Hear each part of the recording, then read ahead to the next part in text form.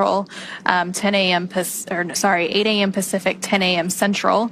So they've been up for about 10 hours or so getting ready for today's docking operations, but they did have that time to take a nap and get well rested and ready to be part of the Expedition 72 crew. And also on the International Space Station, not that long ago, the ISS crew was actually asleep right before we came on air.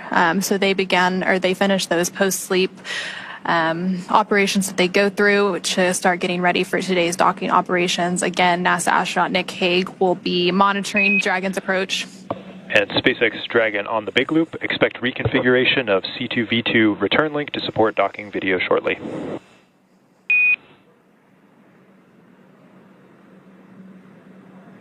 SpaceX Dragon, copy.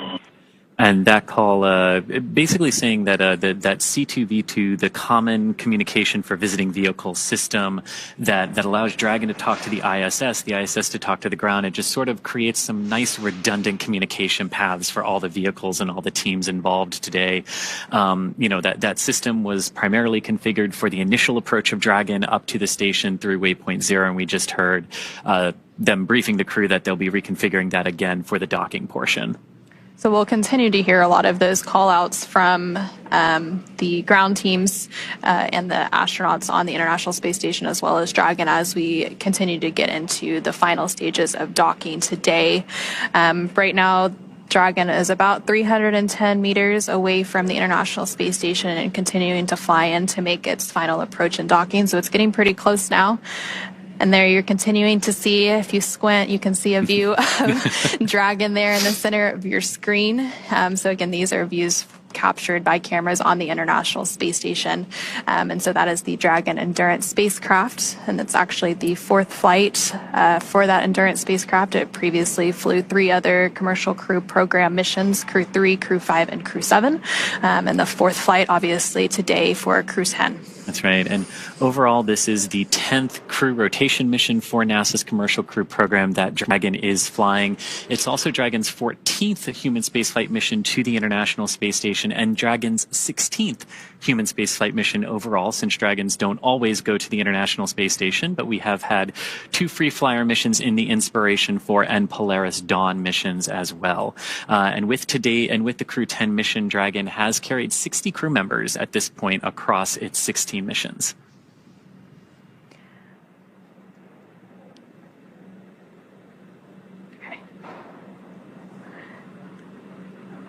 And so, yeah, Dragon has had 10 rotational missions, so that continues to be part of NASA's Commercial Crew Program. We also have, of course, the Commercial Resupply Services, and we have the Commercial Earth Orbit Development Program working on potential future commercial space stations. So space is really becoming a commercial public-private endeavor. And you see that here as Dragon is docking to the International Space Station, obviously a government platform, but commercial partners bringing crew and cargo and things to the International Space Station. Again, once Crew 10 is on board the International Space Station, they will partake in a multitude of science experiments, technology demonstrations, all for the benefit of humanity. And so as Dragon continues to make its final approach to the International Space Station, now about 370 meters away, let's go ahead and turn it back over to NASA's Gary Jordan at NASA's Mission Control Center in Houston. Hey, thank you, Anna. We are following along on the action here. Now inside the approach ellipsoid, we are in what is called joint operations. Both teams in each of the flight control rooms here in Houston, as well as where you are, Anna, at the Mission Control Center over in Hawthorne, California, with the SpaceX teams, are operating by the same joint flight rules. They're working through the procedures step by step, doing go, no-go polls along the way to make sure that all teams are ready for the next steps. The teams here in Mission Control Houston are currently polling to make sure that we can pass waypoint 1 and go inside waypoint 2. When we pass waypoint 1, we're going to be inside what is called the keep out sphere. Now, when we cross that boundary, there are a new set of flight rules to abide by and a new set of conditions to make sure that the crew can proceed all the way to docking, currently scheduled again for tonight at 11 p.m. Central Time, 9 p.m. Pacific. So the station is continuing to prepare for the crew's arrival. Like as I mentioned before, the station's solar arrays are feathered. We did configure the station itself to be in the docking attitude, and teams here are working through the C2V2 system, the common communication for visiting vehicles, power cycling that and make sure that data is flowing between the two spacecraft, the International Space Station and Crew 10 Endurance, and that Crew 10, when it's on the docking axis right in front of the International Space Station going in towards the forward port, has a perfect view of the docking ring, of the docking port, the International Docking Adapter. And as it closes its way in, on the Big has all Loop, the data Dragon it needs. is transmitting docking camera video. Please confirm video and data updating in the Dragon docking monitor.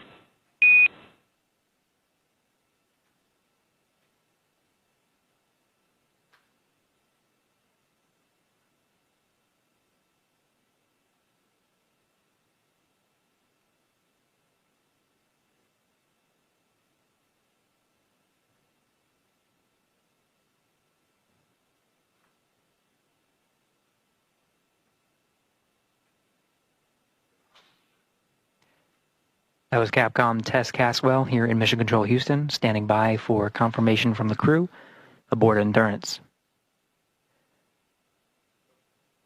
This was the troubleshooting issue I was addressing with the common communications for visiting vehicles, power cycling that system to make sure that they could have that video once they get on the station's docking axis.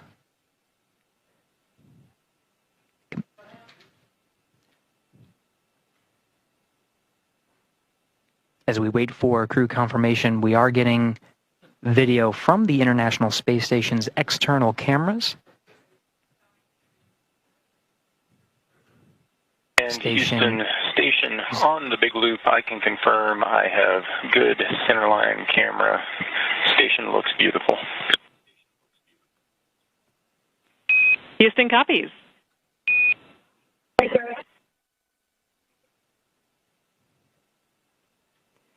Now, it's critical that the teams communicate on this big loop to make sure all stakeholders are aware of the progress that's being made.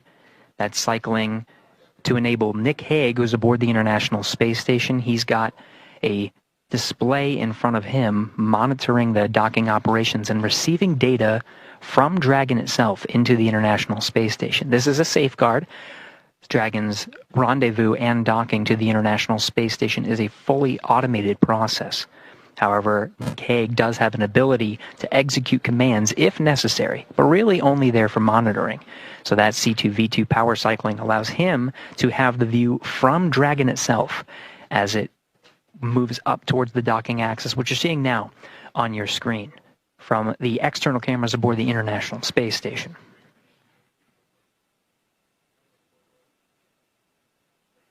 Hague monitoring Dragon's arrival, receiving data including range and range rate, making sure that Dragon is moving at the expected velocity, speed, position. Everything's positioned on board the International Space Station for docking. Again, the station itself at the docking attitude. Now again, the station teams here in the International Space Station flight control room polling to make sure that Dragon itself can proceed past waypoint 1 towards waypoint 2. Waypoint 2 being just 20 meters in front of the International Space Station's docking port. This will be inside the keep out sphere. It is Nick Hague monitoring the operations from the International Space Station. Now, once it makes its way in to dock with the space station, it'll be NASA astronaut Butch Wilmore that is tasked with the responsibility of opening up the hatches and preparing the station to welcome the crew aboard Endurance. This includes opening up several hatches, including the Node 2 hatch and the A-Pass hatch, both of which are closed for the docking operations and cannot be opened until the docking is complete. He'll start venting air to make sure that the air is circulating properly through the pressurized mating adapter, and there's no pockets of carbon dioxide, just a safety procedure. When he's going to inspect the hatch, he'll be wearing goggles and gloves for safety measures. We'll cover all of that post-docking, but that'll be Butch Wilmore's responsibility. We'll also be getting camera views from inside the station. These were set up by NASA astronaut Don Pettit. The crew waking up and making sure on an early day aboard the International Space Station, much earlier than their typical day. In fact, their crew wake period was just after midnight Greenwich Mean Time, which is the time that they operate aboard the International Space Station. They were up and making sure that everything was prepared for Crew 10's arrival today.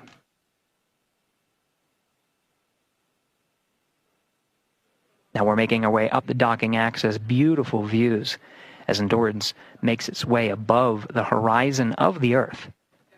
Again, it's making its way towards the docking axis. This is immediately in front of the International Space Station. The camera views from Dragon itself, illuminating the solar arrays. You can see the original solar arrays of the International Space Station, as well as the IROSAs, the rollout solar arrays that are augmenting some of the station's power.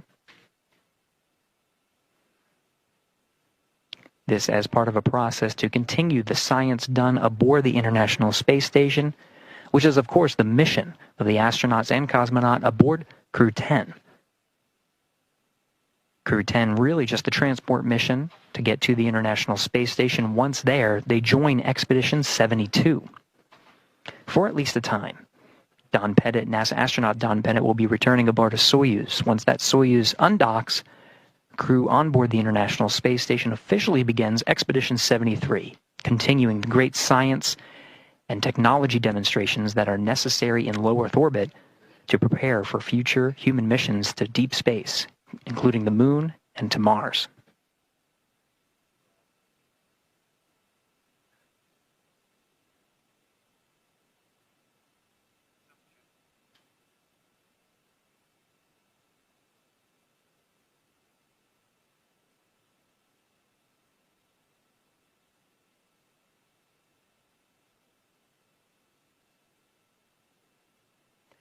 Camera views from inside Dragon Endurance showing displays that show some of the trajectory that is necessary to converge with the docking axis. This is waypoint 1. Now when you see those displays, you'll see the trajectory curve out, the spacecraft itself calculating breakout maneuvers that are necessary as it makes its way along the planned set of procedures and approach maneuvers. Waypoint 1 immediately in front of the docking axis. Once that is executed, the Dragon will fire its Draco thrusters to maneuver inside.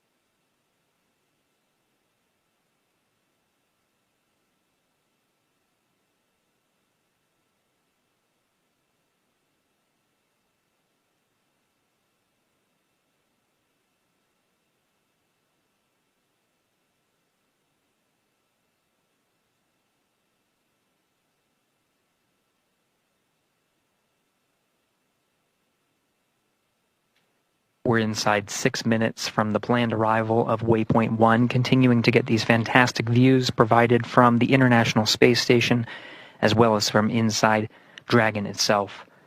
Commander Anne McClain, as well as pilot Nicole Ayers, you see positioned as the camera in between them shows them in their launch and entry suits.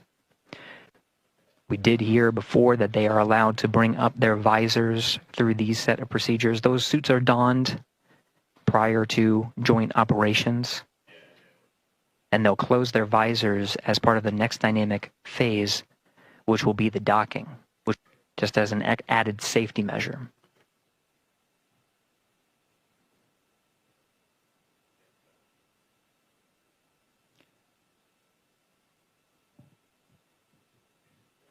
Endurance less than 300 meters from the International Space Station. being illuminated by an orbital sunset right now. The views you see of Earth and of Dragon will start to get a little darker as we enter into an orbital sunset and orbital nighttime. Dragon, now brightened by the sun, will start to dim, and you'll start to see the docking lights as well as the navigation lights. Docking light will be white at the center of the spacecraft, and you'll see green and red lights on the forward bulkhead, green indicating the starboard position, red indicating the port position. The International Space Station cameras sometimes view from an upside-down position, as you can see from this view, as the Earth is on the top left of your screen. So the port and starboard navigation light positions will be reversed, but it's because the camera is sort of upside down from the position of Earth. Additionally, the cameras on board the International Space Station are subject to the radiation environment of the station. Now, the station itself does receive a certain amount of radiation, but also a certain amount of protection from the Earth's atmosphere. As we are in low Earth orbit, 250 miles from the Earth is not terribly far. There's still a decent amount of protection, but there is a higher radiation environment. When we enter into an orbital nighttime, some of the cameras, you'll start to see some pixels, different colors on the camera. As we enter into an orbital nighttime, those pixels and different colors become a little bit more apparent. Those are from the radiation environment, the radiation damaging the pixels inside the cameras themselves.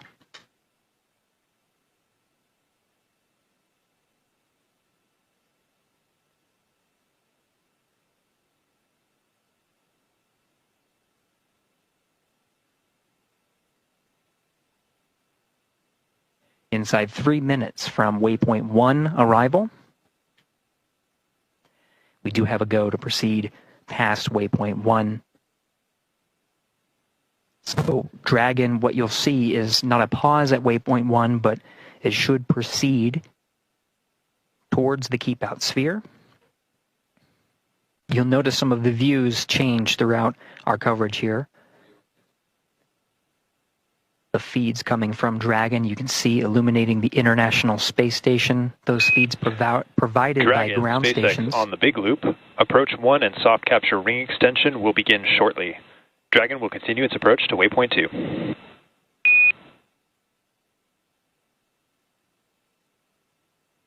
SpaceX, Dragon, copy all.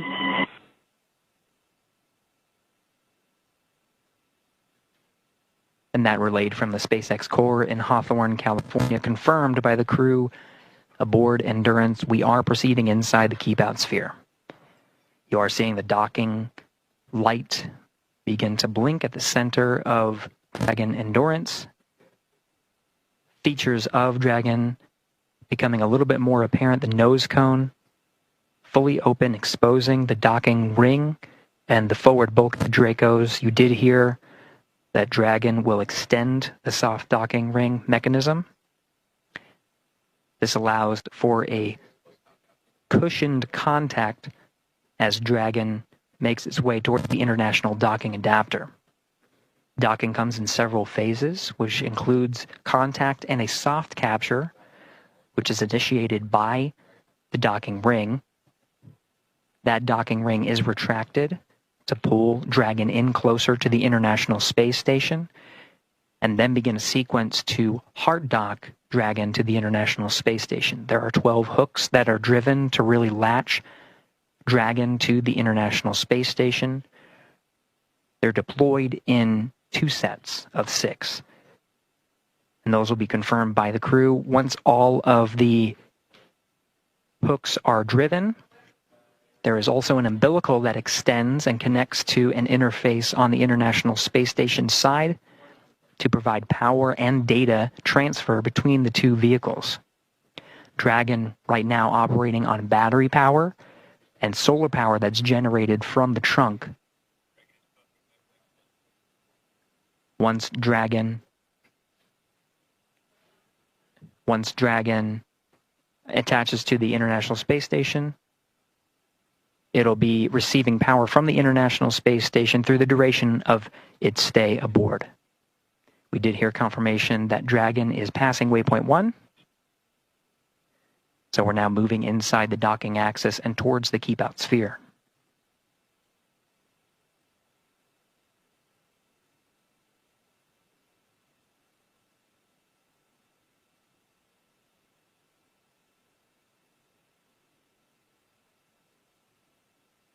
Now passing waypoint 1, Dragon Endurance heading towards the International Space Station. We're following along from here inside Mission Control Houston, working jointly with the teams in Hawthorne, California, to take us through the next series of steps, including crossing the keep-out sphere and heading towards waypoint 2. Let's send it back over to Anna and Chris in Hawthorne. And thanks, Gary. Yeah, so we have passed waypoint 1, so waypoint 2 is what is up next, and that will put Dragon only about 20 meters. Station Houston, on the Big Loop, monitor approach per step 3 of 1.102, Dragon approach and retreat monitoring. Let us know when your review is complete and you are ready for docking.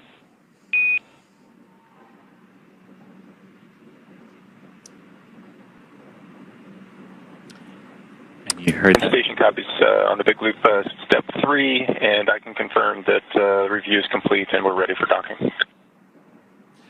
So that call there between the ISS flight control room and the crew on board the International Space Station. Houston copies. At waypoint 2, Dragon will hold for approximately 5 minutes.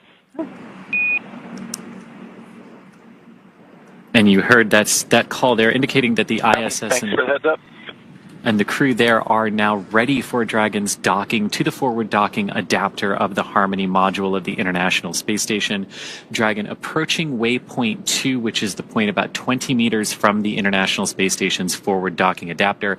And as we did just hear there, we are expecting Dragon to hold for about 5 minutes once it reaches that point.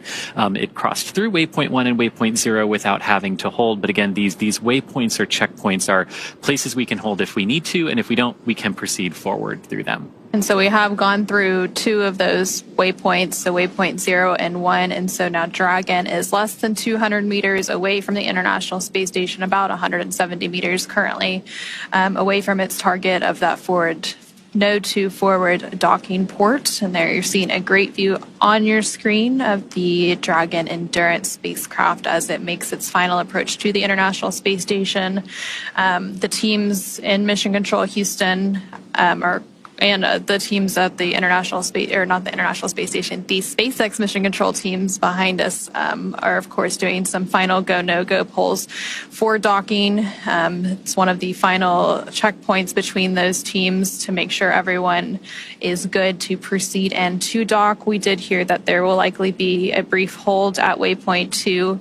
And again, that waypoint 2 is just 20 meters away from the International Space Station, so very close at that point. So they will hold briefly, and then from there, we will have our final approach and docking. We will have an initial soft capture. We did hear that the soft capture ring was being extended a few minutes ago. And then from there, they will begin to deploy those hooks, 2 sets of 6 for a total of 12 hooks to get that hard capture. And during that final hold, that again, we're expecting around the waypoint 2 mark, which is 20 meters away from the space station. During that final hold, they can possibly wait for better lighting conditions. So the space station does have exterior lights and Dragon can dock in the dark. But of course, we go through an orbit every 90 minutes. So there's a sunrise and sunset every 45 minutes. So if they need to wait for a little bit of improvement in the lighting conditions, they can use that waypoint 2 hold opportunity to wait for things like that, ensure final alignment, ensure everyone is good to go for that final approach and docking. And as we could see right there, right before we switch to the inside view there, that's a great view on the outside. You can see that we're passing into an orbital sunset here, so approaching orbital night. And you can see how that lighting is very different on board the International Space Station. But what I love about that view, too, is you can see the forward navigation strobe light from Dragon illuminating the forward element of the International Space Station where it will be docking just a few minutes from now. But of course, approaching waypoint 20. This is a view now from the International Space Station looking at Dragon. You can see the white navigation light indicating the center of the docking alignment axis there. And the green light that you see is the starboard navigation light. So just helping the folks on the International Space Station keep track of Dragon's orientation there. And the red one that just came into view is for the port side orientation. And I really love this too as we get into orbital night as we're approaching the space station, because we're probably going to see Dragon's Draco thrusters pulsing, and that's always a sight to behold in orbital night. And so Dragon and the International Space Station. Soft capture ring extension complete.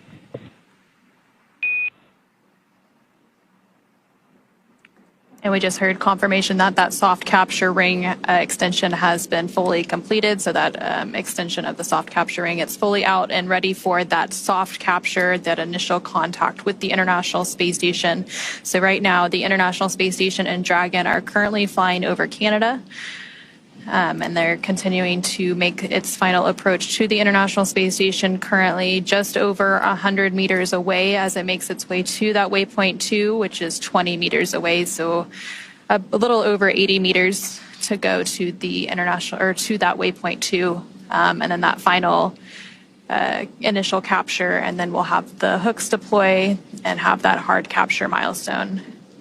Now, as you're looking there at the SpaceX Mission Control here in Hawthorne, California, where we are, Dragon up on orbit as it is approaching waypoint 2 on that docking axis for the forward docking adapter. It's approaching the space station very, very slowly, about a few tenths of a meter per second, and it's also trying to keep in proper alignment with that docking port. But again, waypoint 2 is where we're going to stop based on the calls, and we can do some final alignments there and final checkouts. But so far so good for Dragon. About 28 hours after liftoff now, after lifting off from the Kennedy Space Center yesterday afternoon at 7:03 p.m., completing the docking in just a few minutes from now. And so Dragon is now less than 100 meters away from the International Space Station as it continues to make that final approach.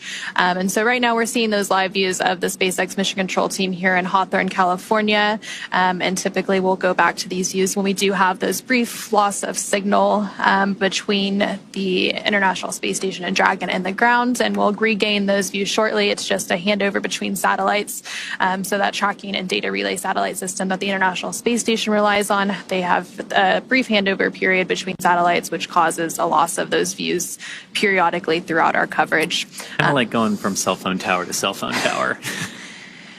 And so Dragon is less than 80 meters away, so continuing to approach waypoint 2, about 60 meters to go until it reaches waypoint 2. Again, we are expecting Dragon to hold at waypoint 2 for just a few minutes to ensure final alignment, to ensure lighting conditions are good before we have that final docking. We are expecting that docking to take place around 9 a.m. Pacific, a little bit later than that. And right before that final docking takes place, we will hear that call for CHOP that we mentioned previously, which is the crew hands-off point. So right after you hear that call is typically when that soft capture takes place. And that CHOP call that we've been talking about, and basically what that means is the crew can no longer manually abort Dragon away from the International Space Station if there should be a reason to do so. It would all be based on Dragon's automation at that point. Everything going very well for Dragon as it continues to approach the space station. The crew monitoring the automated approach for the vehicle, as well as any escape options they might have to do. But again, not expecting to have to use those. Station Houston, on the Big Loop, the no exercise constraint for docking begins now. Station copies. And so you did just hear a call up from the Capcom, or capsule communicator at Mission Control in Houston, to the crew on the International Space Station, mentioning that the exercise constraint has started. So typically when you have visiting vehicles such as Dragon arriving and departing the International Space Station, there are constraints on crew exercise, and that's basically to prevent additional loads from being imparted on the station during these dynamic operations. And I love this sort of night vision-esque view here from Dragon looking at the International Space Station. So this is a view from the Dragon Endurance carrying the Crew 10 crew. The forward docking port there is in the center of your screen, sort of being illuminated every few seconds by that light from Dragon. And what I love about this is you can see the Crew 9 Dragon directly above that docking port. And of course, Crew 9 going to be coming home after a brief handover period with the Crew 10 crew. And then inside of Dragon Endurance here, you have Commander Anne McLean on the left-hand side of your screen, pilot Nicole Ayers on the right. Next to Nicole is Roscosmos cosmonaut Kirill Peskov, and on Anne's left is JAXA, or Japanese Aerospace Exploration Agency astronaut Takuya Onishi. Anne and Takuya are returning to the International Space Station for their second long-duration missions, and Nicole and Kirill are on their first missions to space. So it's getting pretty real for the 4 crew members that make up Crew 10. Right now they are just under 25 meters away from the International Space Station, so just outside of that waypoint 2, which is that point at which Dragon will hold for a few minutes. On the big loop. You see we're approaching waypoint 2. Crew visors are closed. Copy. Crew 10 visors are closed. We did just hear that confirmation that the crew is approaching waypoint 2, so they see that on those screens in front of them. They see the distance, and they're able to monitor that approach as well. And this is great because you can see Dragon's Draco thrusters firing here. You've got the red and the green navigation lights as well as the white one, but all those little flashes and pulses that you're seeing around the vehicle are the thrusters, keeping that alignment as we continue to approach waypoint 2, 20 meters from the ISS, where again, we are expecting to hold for a few minutes up. And you can see we're really getting close, considering now we're really illuminating that forward docking port with Dragon. And so Dragon is actually at that waypoint 2 mark now, just around 20 meters away. So we will have that hold briefly. And recently, the team in Mission Control Houston did conduct their final go, no-go poll as well for docking. SpaceX on the big loop. Dragon is holding at waypoint 2 for Dragon Eye assessment. You hear that confirmation. Dragon, copy. And you hear that confirmation that Dragon is holding. Now you're on the left-hand side of your screen as you're looking from the ISS's camera out at Dragon. Even though we've said Dragon is holding, you're still going to see some of those thruster pulses, because holding in space is not like just stopping your car that holds the same position. And Dragon SpaceX on the big loop. Ground is bold go, and we'll be enabling approach shortly. Confirm crew readiness for final approach.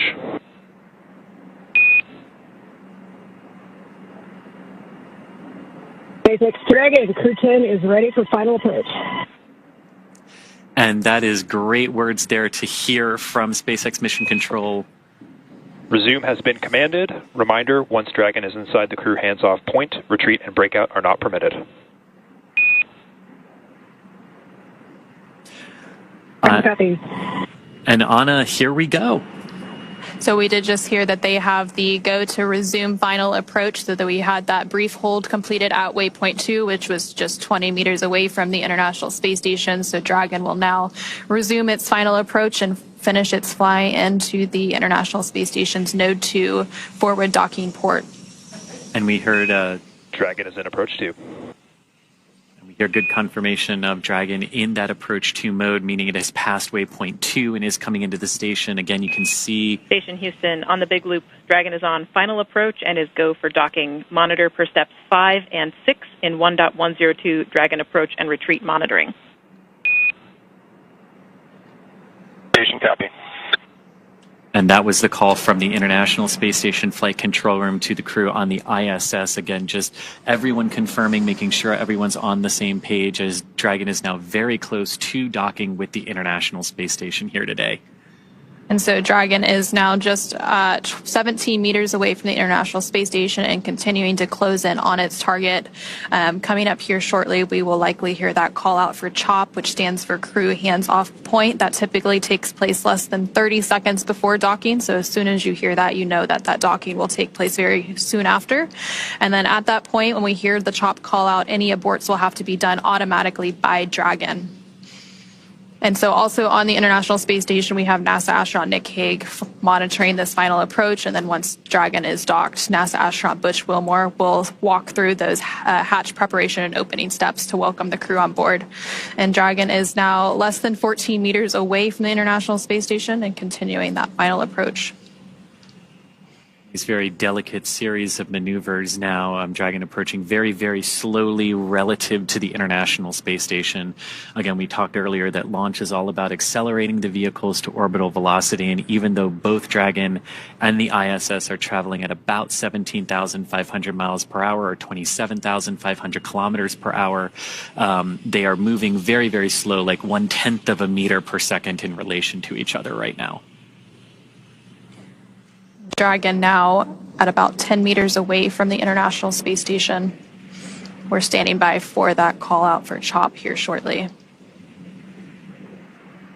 SpaceX Dragon, 10 meters. Copy, 10. And again, you're looking at the forward docking port of the International Space Station, which is mounted to the Harmony or Node 2 module of the space station. The Crew 9 Dragon, which has been there since September, is also attached to a docking port on this module, and that Dragon is actually just off the top of your screen there as Crew 10's Dragon comes in for docking in just a few moments. And I love these views again. You've got the Dragon, you've got the ISS staring at Dragon on the left-hand side of your screen, and you've got Dragon looking at its docking port on the ISS on the right. And Dragon is now less than 7 meters away from the International Space Station as it continues to make that final approach. Traveling with a range rate of less than 0.082, which, as you mentioned earlier, it continues to get slower and slower as we make this final approach. 5 meters. Copy, 5 meters. So the next call we should hear is CHOP, or that crew hands-off period, followed moments later by docking. That typically comes at about 2 meters away from the International Space Station. Right now we're less than 4 meters away.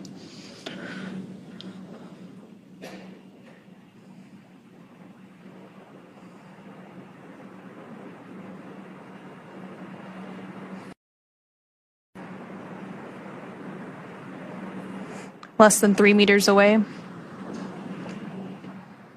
2 meters, cruise hands off. Copy, hands off. There is the CHOP call.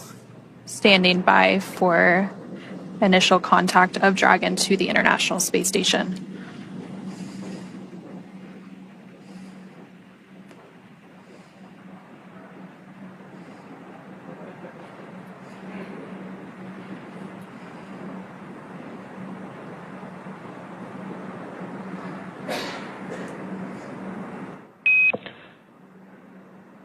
Dragon contact and soft capture complete. And there you heard Dragon has successfully docked to the International Space Station. We have contact and soft capture confirmed.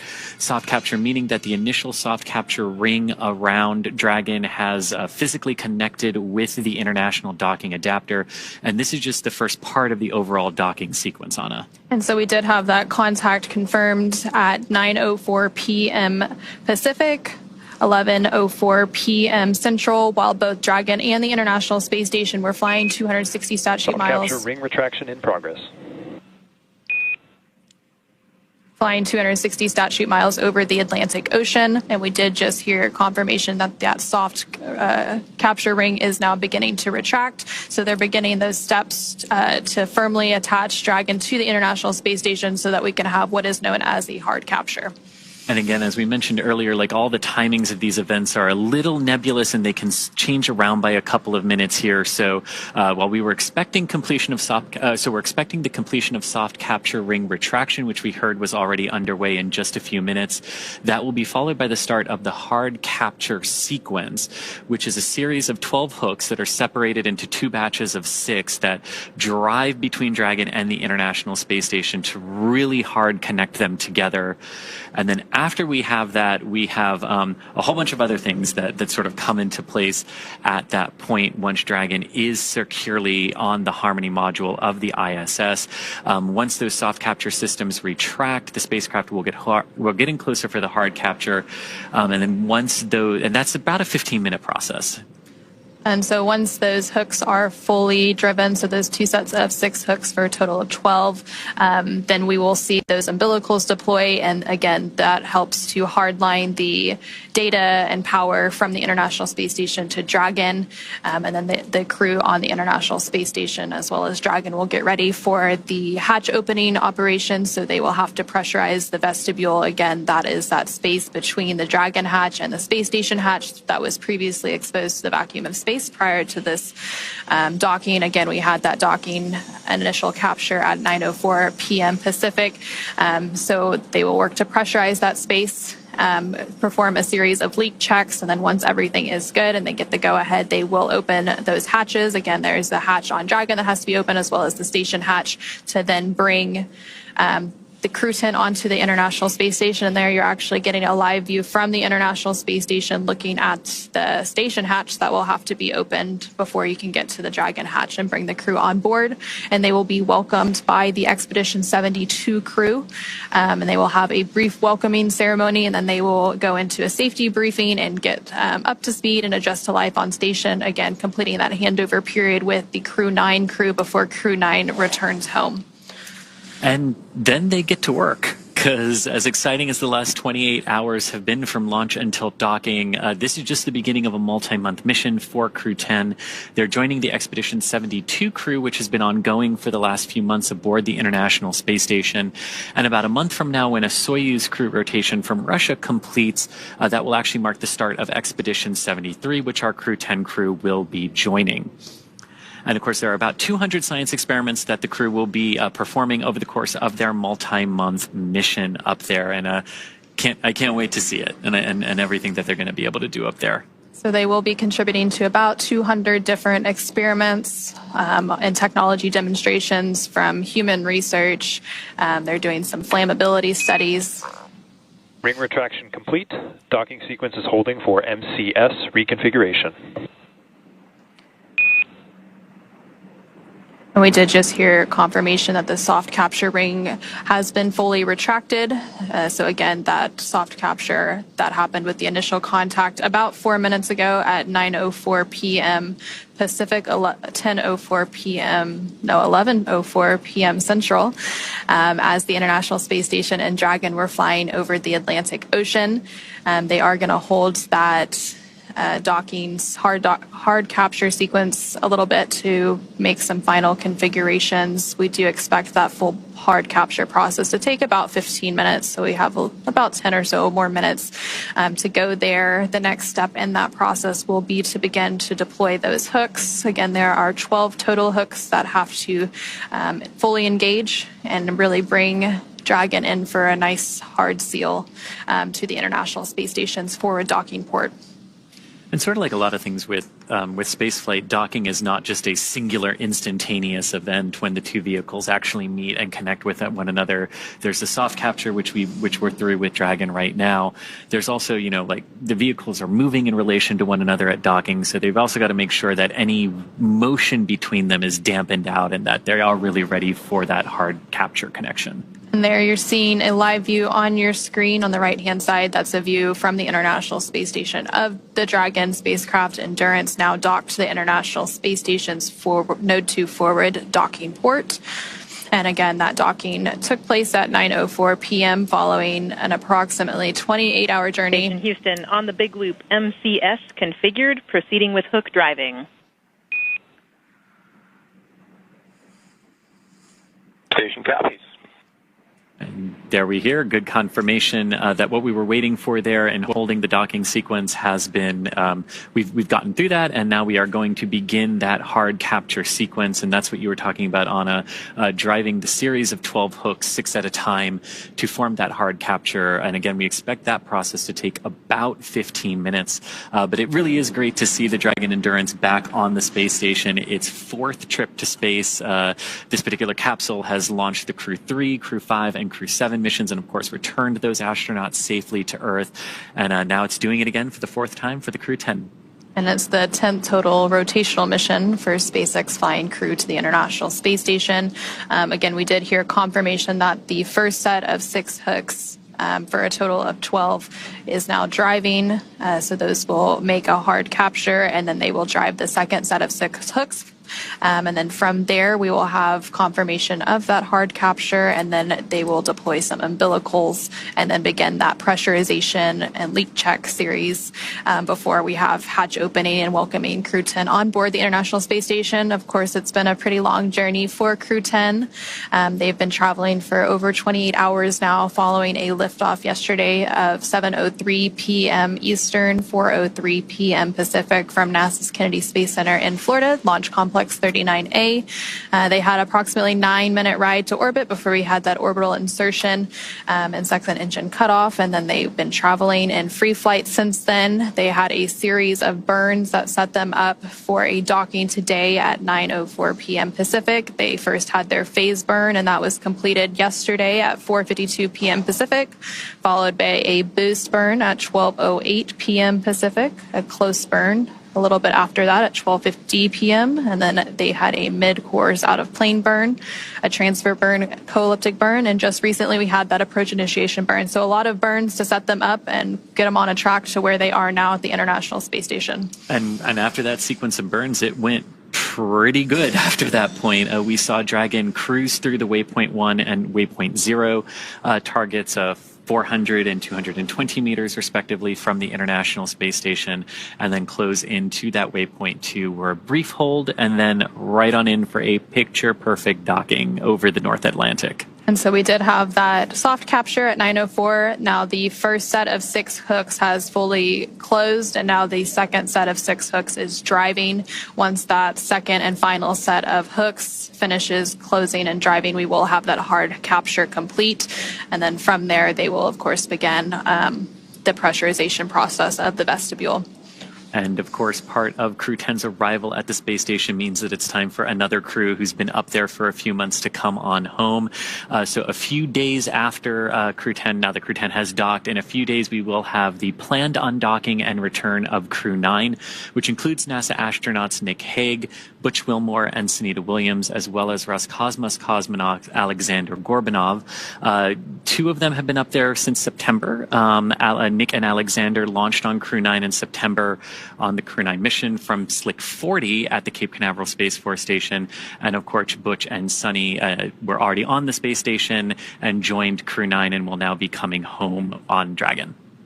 So they will do that brief handover period. The handover period between crews is pretty typical. We like to ensure a continuous presence of U.S. crew, and then the Crew 9 will help bring Crew 10 up to speed as the new arrivals and get them adjusted to space station life before they return home. And so that second set of 6 hooks continues to drive. We had that initial docking about 10 minutes ago at 9:04 p.m. Pacific, and typically it takes about 15 minutes to have hard capture complete, so we should be approaching that milestone here shortly. And as all of that is happening and those umbilicals are being connected, hard capture complete.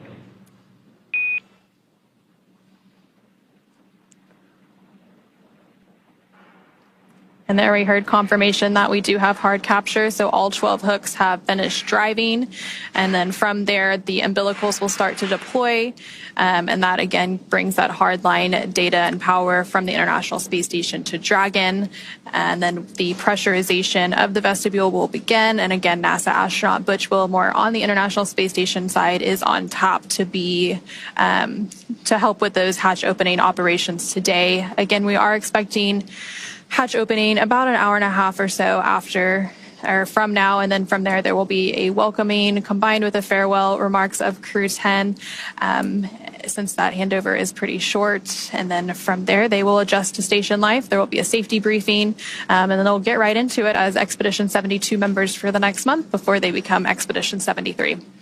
And and you can see that's Sunny Williams there in front of the hatch on the International Space Station side. So we did hear confirmation of hard capture is complete. The docking sequence still proceeding, though, with Dragon. You mentioned those umbilicals that are now being driven between the vehicles to establish good power and data connections between the International Space Station and Dragon. Now, we've talked a little bit about what the folks on the ISS side are doing here, getting those hatches ready. And inside Dragon, they're continuing to monitor the docking sequence as it progresses, and then they'll also be able to get out of their suits as well that they have been in for the last couple of hours as Dragon has approached the International Space Station. So as Dragon crew gets out of their suits, of course, as we mentioned previously, NASA's astronaut Butch Wilmore is going to start those hatch opening operations. And there on your screen, you are seeing NASA astronaut Nick Hague, as well as Roscosmos cosmonaut Ovchinin, as they stand by to greet Crew 10 members and welcome them as part of the International Space Station crew. Again, they are going to get that pressurization process underway here shortly, and they will pressurize that area known as the vestibule, which is the area between the Dragon hatch and the station hatch that was previously exposed to the vacuum of space. And then once that happens, they will conduct a series of leak checks. And there on your screen, you just saw NASA astronaut Sunny Williams actually floating right in front of that hatch that will be open in just a little bit.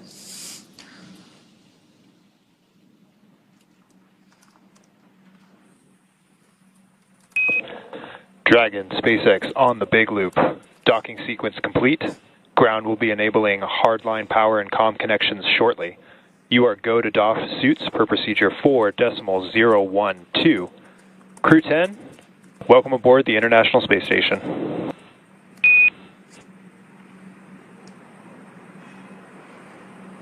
SpaceX, Houston, and ISS. This is Dragon mission specialist Takuya Onishi on the big loop. We copy the docking sequence is complete. We are go for 4.012 for docking suits. And on behalf of the entire crew, I would like to thank all the partners, especially our SpaceX friends who trained us and enabled us to safely arrive at the International Space Station. It was so amazing to see the ISS shining in the darkness of space and symbolizing human beings, technology, and international cooperation. And it's such a great honor for us to be part of this program. We have a lot of exciting work ahead of us that we are looking forward to. Again, thank you very much to everybody who helps us to get here.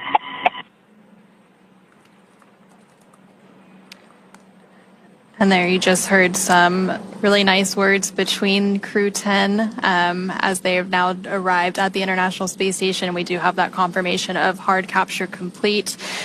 Again, those words were coming from JAXA, or Japan Aerospace Exploration Agency astronaut Takuya Onishi, who is serving as one of the mission specialists for Crew 10. And so now with Dragon successfully and safely docked. And Houston copies all. Welcome to the International Space Station, Crew 10. We look forward to your work and the spirit of cooperation with which you've arrived.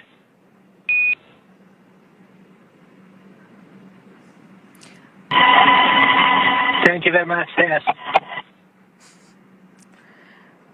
And there's some words from the capsule communicator, Capcom, in Houston in the International Space Station Flight Control Room. Back to Crew 10. And again, now with Dragon docked, that's going to wrap us up for our coverage here in Hawthorne. But our coverage for Crew 10 won't stop there. That's correct. It's great to see the Dragon Endurance docked back at the station and see Crew 10 ready to begin their multi-month mission in there. In a minute, we're going to toss it back to Gary in Mission Control Houston to take us through the vestibule depressurization hatch opening. And then we'll see NASA astronauts Anne McClain and Nicole Ayers, along with JAXA, or Japan Aerospace Exploration Agency astronaut Takuya Onishi and Roscosmos cosmonaut Kirill Peskov float into the International Space Station. But first, let's do a quick recap of how we got here. The crew suited up yesterday before their launch and then had their ride to the pads in those sleek-looking Teslas before ingressing an even sleeker-looking Dragon. They lifted off right on time from the Kennedy Space Center at Pad 39A at 7:03 p.m. Eastern Time on Friday, March 14th. Stage 1 successfully returned to a landing at Landing Zone 1 for recovery and reuse a few minutes later. Dragon separated from the second stage of Falcon 9, and once it was safely in orbit, deployed its nose cone to reveal that docking adapter and all the navigation aids needed to get to the International Space Station. Dragon also completed 5 major burns on its journey to the International Space Station, coming in for a docking at 9:04 p.m. Pacific Time, 11:04 p.m. Central Time today, March 15th, 2025. And it was Dragon's 10th crew rotation mission for NASA and the Commercial Crew Program. That's right. And now that Crew 10 has arrived to the International Space Station, we are looking ahead to the return of Crew 9. And we will be taking you along as they return home after their long duration stay on board the International Space Station. Teams will be assessing return dates, which will then be announced on nasa.gov. So be sure to tune in as NASA and SpaceX will then bring you live coverage every step of their return home. And you can also follow SpaceX and NASA on social media for real-time updates.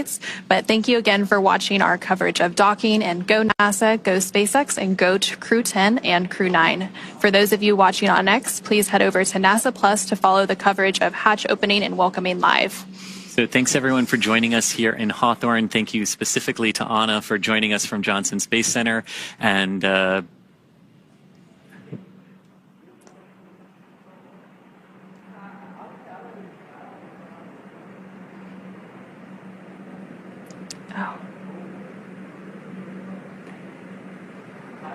And thank you everyone again for tuning in. We'll now go ahead and pass it over to NASA's Gary Jordan at the Johnson Space Center in Houston, who will continue sharing the mission of hatch opening and welcoming as the crew prepares to board their home for the next few months, the International Space Station. Thank you so much.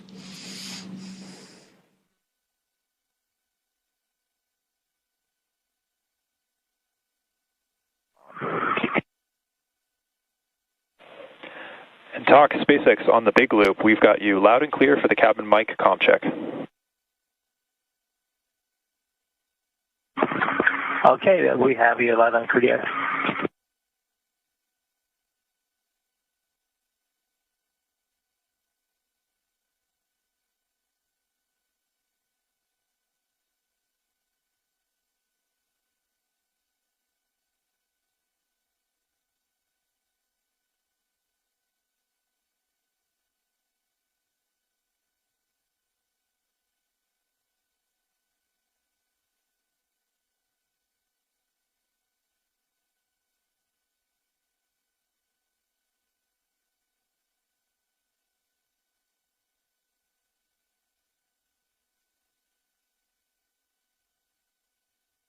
This is Mission Control Houston. You're looking at a live view of the International Space Station Flight Control Room. Thanks to Anna and Chris over in SpaceX. Mission Control in Hawthorne, California. We just wrapped up our joint coverage of Crew 10's arrival to the International Space Station, docking at 11:04 p.m. Central Time, 9:04 p.m. Pacific. The International Space Station and Dragon were flying 260 statute miles over the Atlantic Ocean at the time of docking. Now that the docking sequence is complete, which means the ring is fully retracted, hooks are driven, and the umbilical is extended, draw power from the International Space Station, and transfer data, crew inside Dragon is getting prepared for the next set of procedures to configure Dragon in such a way for its extended stay aboard the International Space Station, while the crew aboard the International Space Station prepares for opening up the hatches on the other side. Now, the hatch opening sequence is quite extensive. We're expecting the Dragon hatch to be opened a little less than an hour and a half from now. The projected time is 12:45 a.m. Central Time on March 16th. However, this is a variable time. It is the expected time that the Dragon hatch will open. Shortly after, we are planning a welcome ceremony as well as a farewell ceremony, given a shorter duration handover period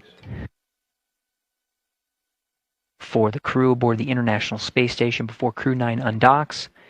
We will say hello to the Crew 10 astronauts and cosmonaut aboard the International Space Station, welcomed by Expedition 72, while Crew 9 says farewell ahead of their next few days of getting their SpaceX Dragon spacecraft configured for undock and return to splash down off the coast of Florida.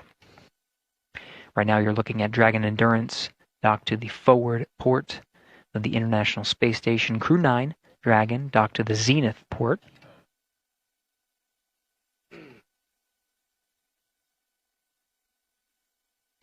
These views provided by an external camera on the exposed facility outside of the Japanese module.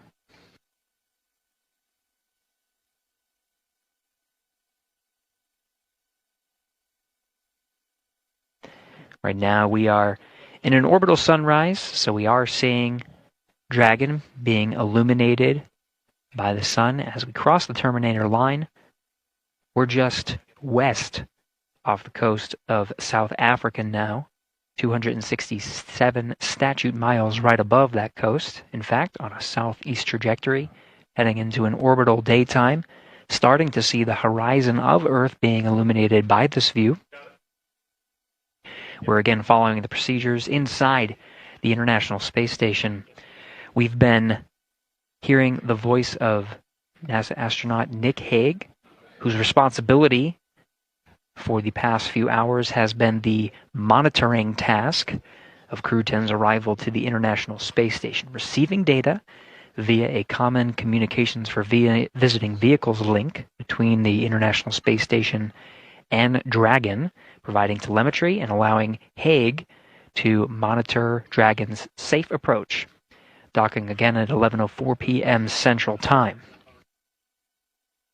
Now that Dragon is docked and the crew is getting ready to open the hatch on the International Space Station side, it's Butch Wilmore who is tasked with the responsibility of opening up the hatches.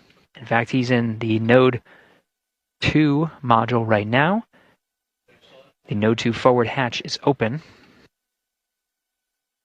Throughout our coverage today, it will take some time to open up those hatches. It's quite a lengthy procedure that needs to be done carefully, and we will be continuing to orbit the Earth, handing over between our coverage of TDRS satellites that are providing video from the International Space Station. We're now in a short handover period and expecting to regain those views very shortly. But for now, you're seeing the International Space Station flight control teams here in Houston, Texas. It's Allison Bollinger, that is the flight director for today. Dragon on Dragon to ground. On Dragon to ground.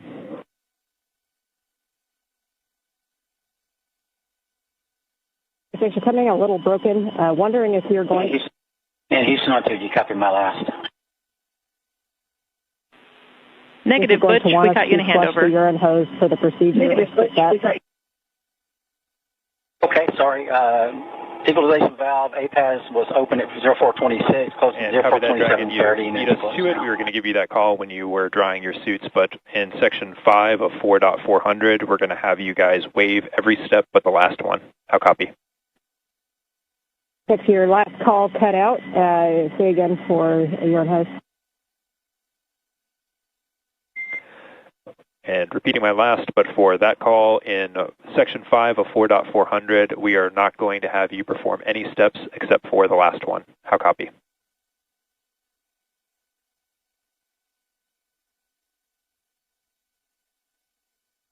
Six Dragon, your call keeps cutting out after about a sentence.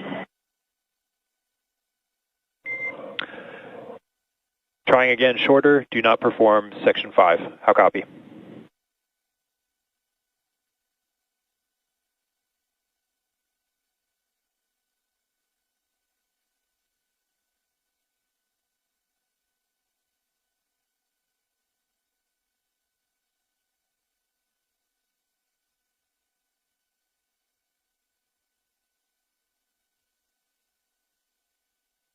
Dragon on Dragon to ground.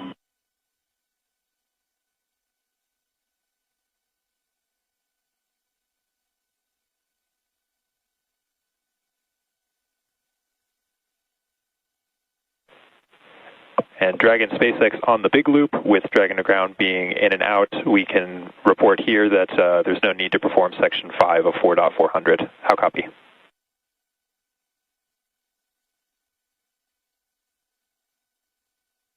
SpaceX Dragon, copy on the big loop. We can skip Section 5 of 4.400. That's a good readback.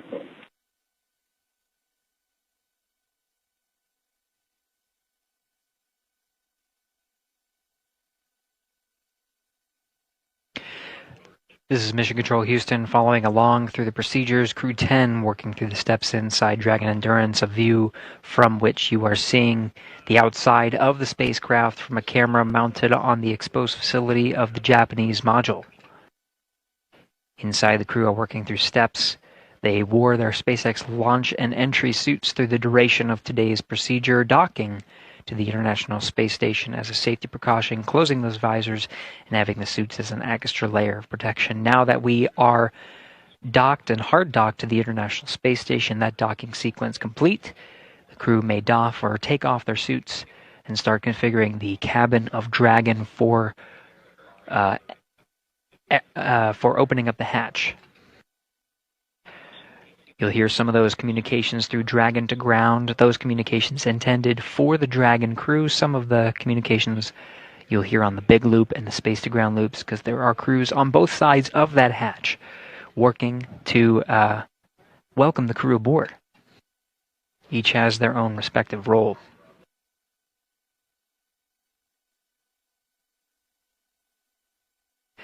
Again, while the Endurance crew works to doff their suits and configure the Dragon cabin, International Space Station flight engineers working to open up the hatches and welcome the crew aboard.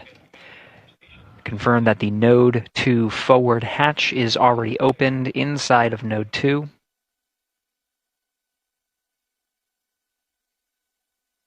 Next will be the APAS hatch. The APAS hatch is the last hatch on the International Space Station side. There is a vestibule that separates that hatch from the Dragon hatch, and that vestibule right now is at vacuum. Part of the procedures that the crew will undergo, namely NASA astronaut Butch Wilmore, will be to turn a valve and introduce air into that vestibule, bringing it up to pressure. Pressure inside the International Space Station and Dragon is that of sea level, 14.7 psi. The procedure to take that vestibule up to vacuum is slow and steady. They make sure that there are no leaks at about 5 pounds per square inch, settling there, making sure that there are no leaks present before bringing it fully up to pressure at 14.7 psi. ISS power connection established.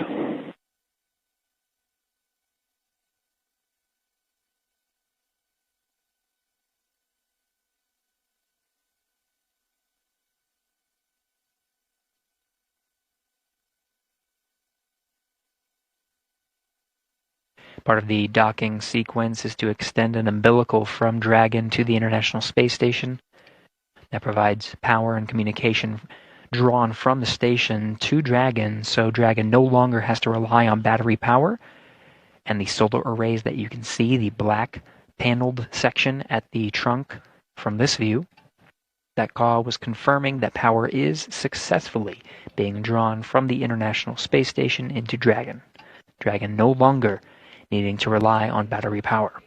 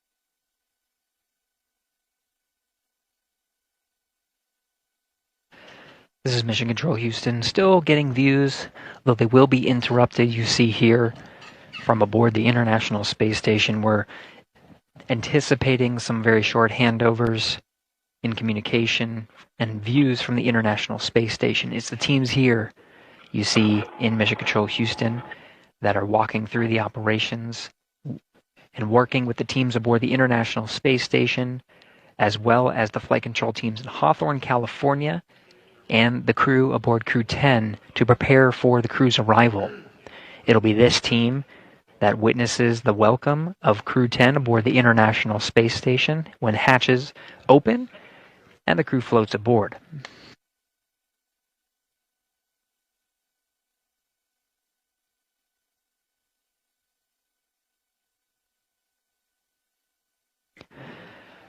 Right now we're expecting hatches to open at approximately 12:45 a.m. Central Time.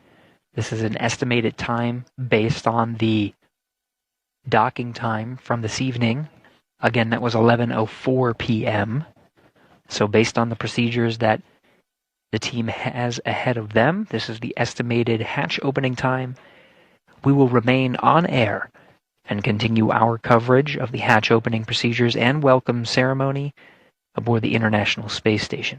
As a reminder, when we do the welcome ceremony, it will be a unique event in that it will be both a welcome for Crew 10 and the 4 astronauts and cosmonaut aboard, and a farewell to Crew 9.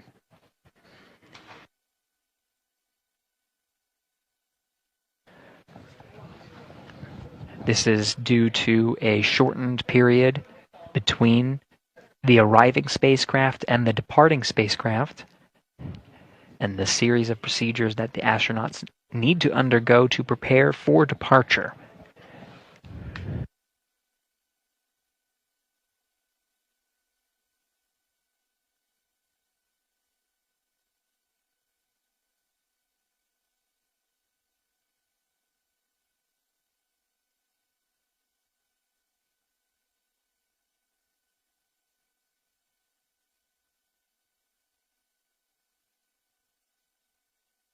Okay, in Houston, I'm showing 15 minutes.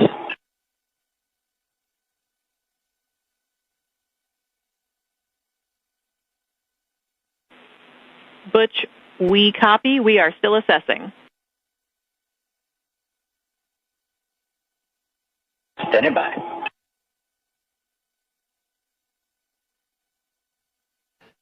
Tess Caswell is the Capcom here in the room today. In the blue blazer, Allison Bollinger.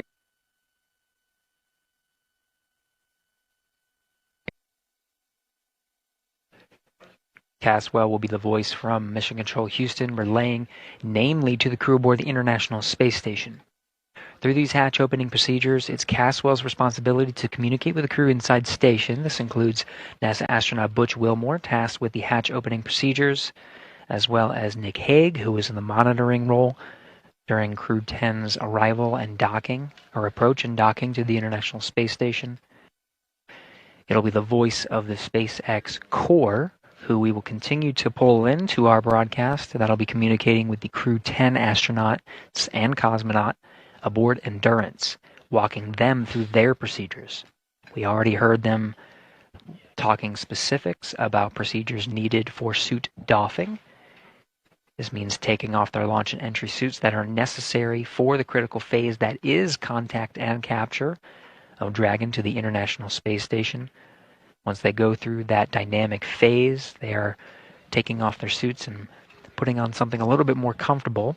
They will not be in their SpaceX launch and entry suits when they enter the hatch and are welcomed by the crew.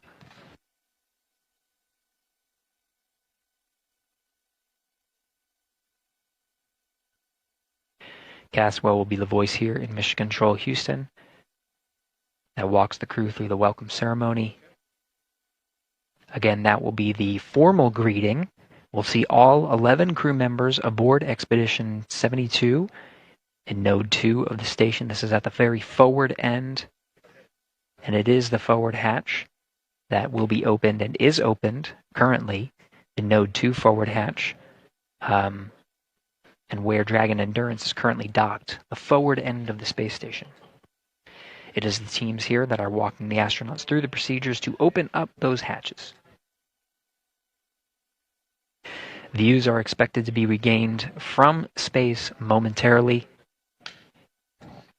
It is Butch Wilmore who is tasked with the responsibility of the hatch opening procedures. You can see the Node 2 forward hatch. Now that we have views again, the white circle deeper into the hatch, and that pathway down there behind the hatch is called the pressurized mating adapter. It's that white hatch right there that is the APAS hatch. Station Houston on the Big Loop for Butch. Expect approximately 10 more minutes before we're ready to press. Copy, 10 minutes.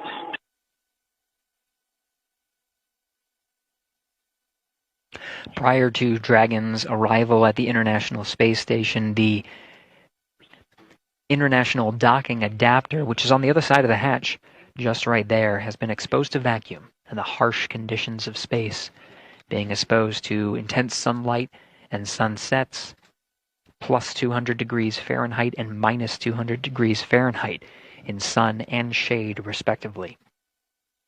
Because of this introduces some significant thermal constraints and thermal conditions in that vestibule.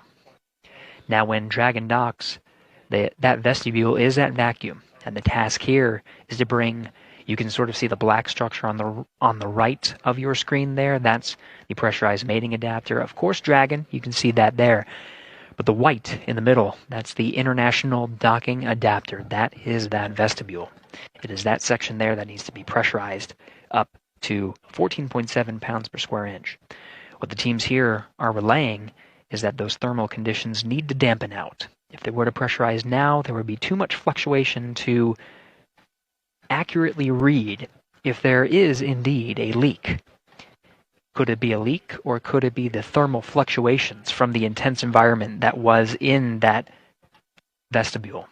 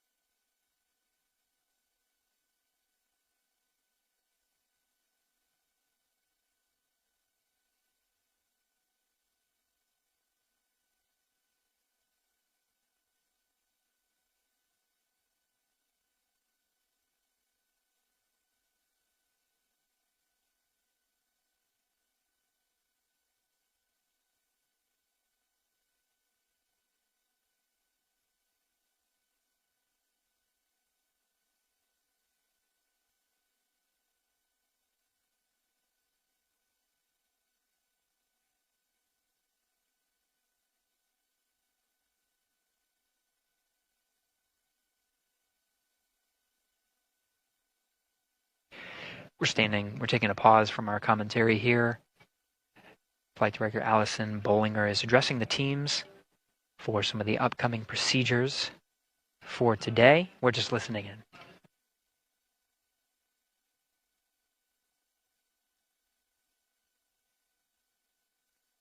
Dragon on the Big Loop in Dragon Procedure 4.012, Step 5, Alpha 6, suits are drying. Copy, we're with you for suit drying. Dragon, at this time, you have a go for sections 1 through 3 of 4.400. Sections 1 through 3 of 4.400. Good read back.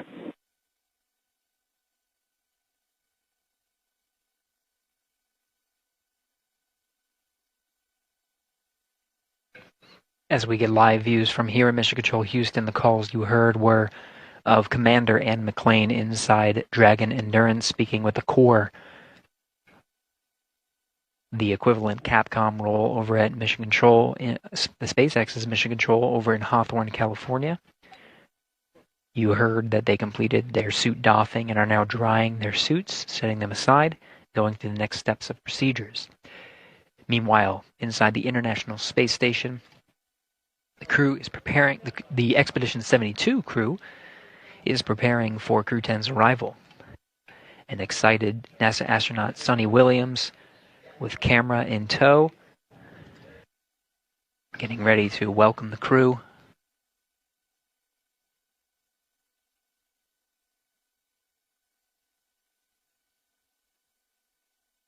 Ivan Wagner and Alexander Gorbanov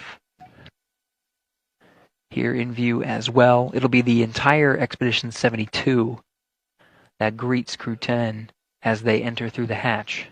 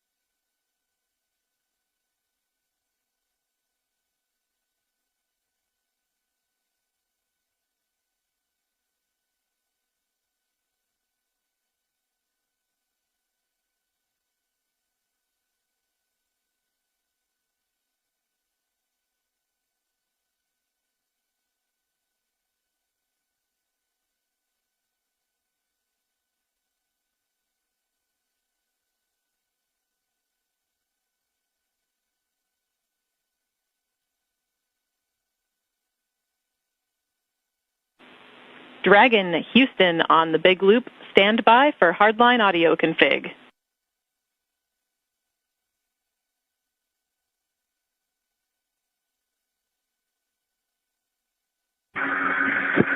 Dragon copy, standing by.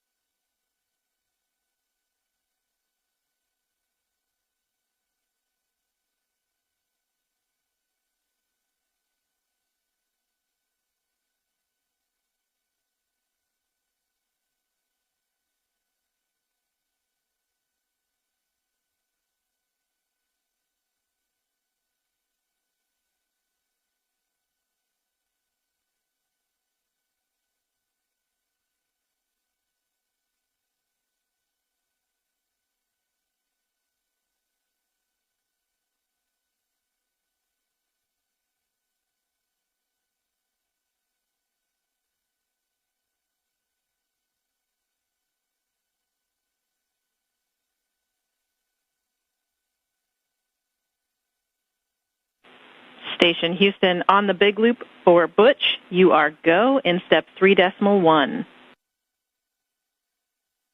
Decimal 1. And Dragon Houston on the big loop. Com check, hardline audio config complete.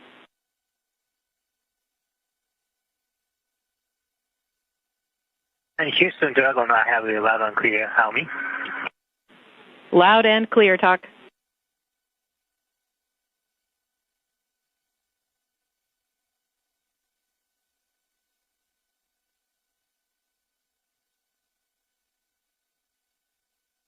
Three dot one's complete. Houston copies.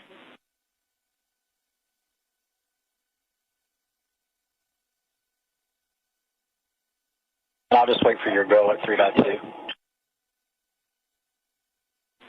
Copy.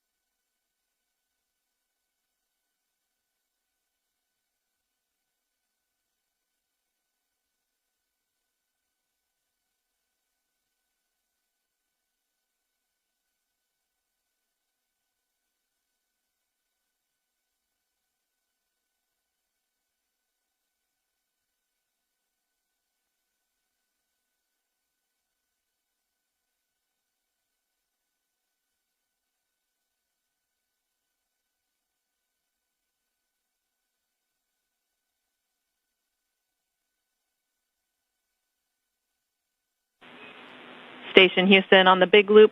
Butch, you are go in step 3.2. Go in 3.2.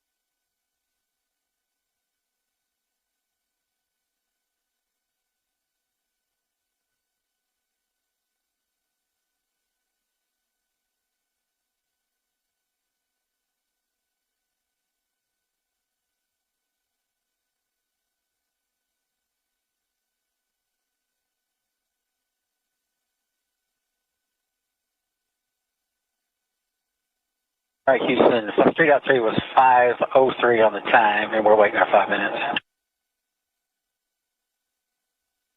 Houston copies.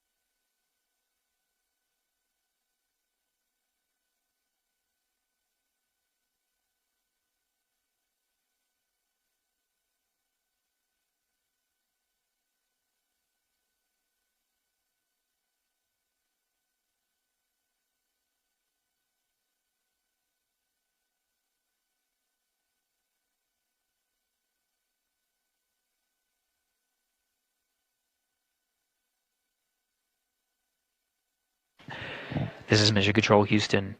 You're getting a live view inside the International Space Station. Expedition 72 crew members gathering inside Node 2, smiles across the board, waiting in anticipation for welcoming the crew aboard the International Space Station.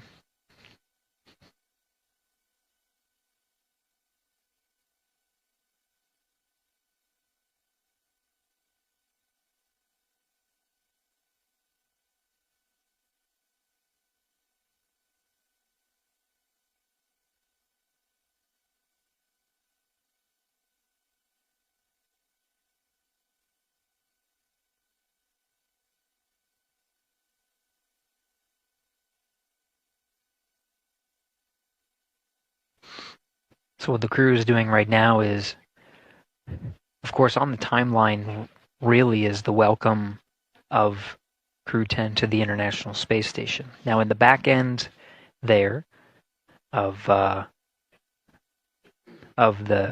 pressurized mating adapter, you can see the hatch.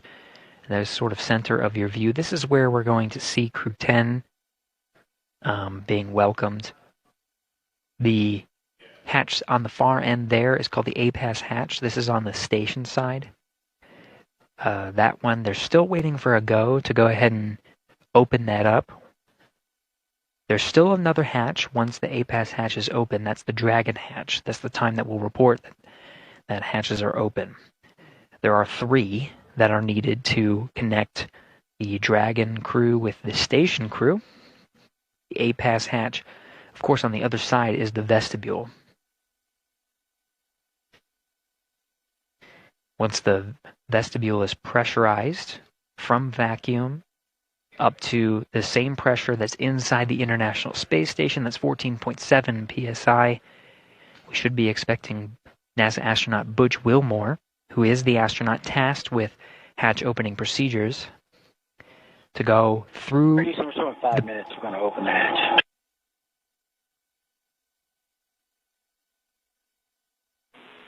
Houston copies.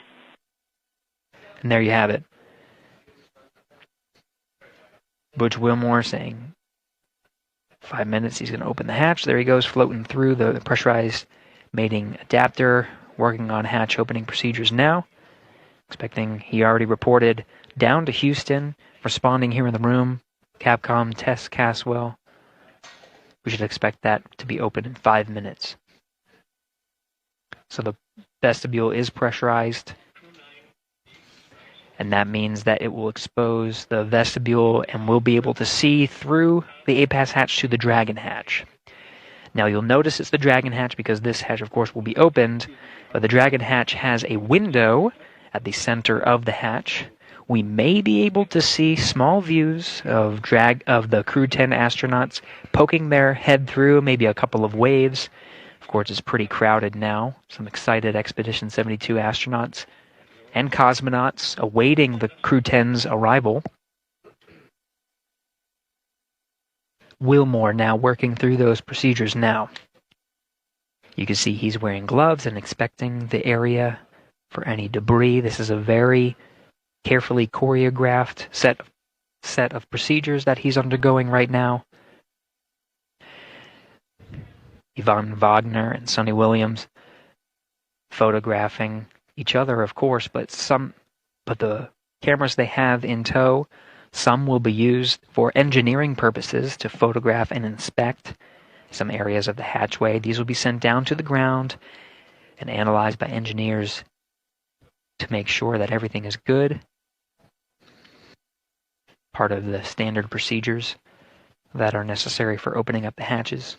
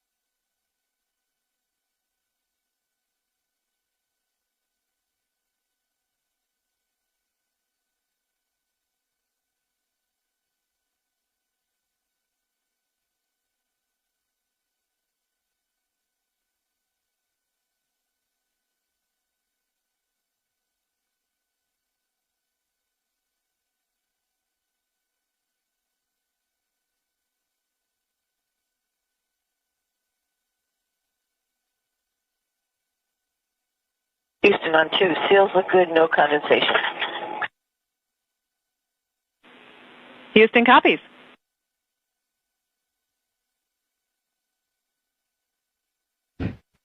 Station hatch is now open.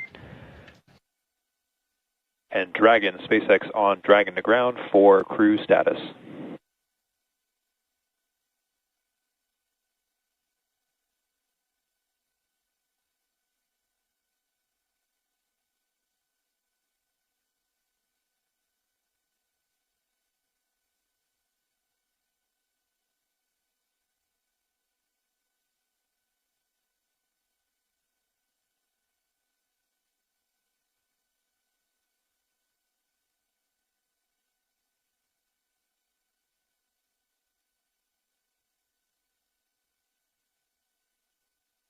Mike, it's Vapor on Dragon to ground. Go ahead. Hey, Vapor. Just wanted to check in since I see Butch and Nick are moving pretty close through the vestibule pressurization and those tasks there. So just wanted to get a status on your guys from inventory report. And I see about 20 minutes on suit drying and just wanted to check in.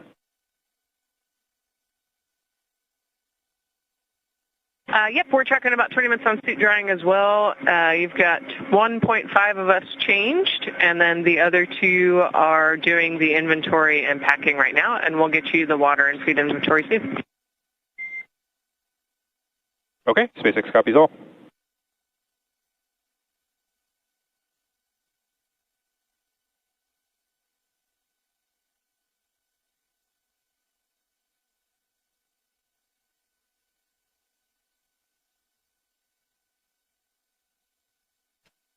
So as a readback, you can hear the crew inside Dragon speaking with the core that's over at SpaceX's Mission Control in Hawthorne, California. The crew on the other side of the Dragon hatch does have some procedures to go through. You heard they have some time on the suit drying, and then they have additional procedures ahead of them before they open up their hatch.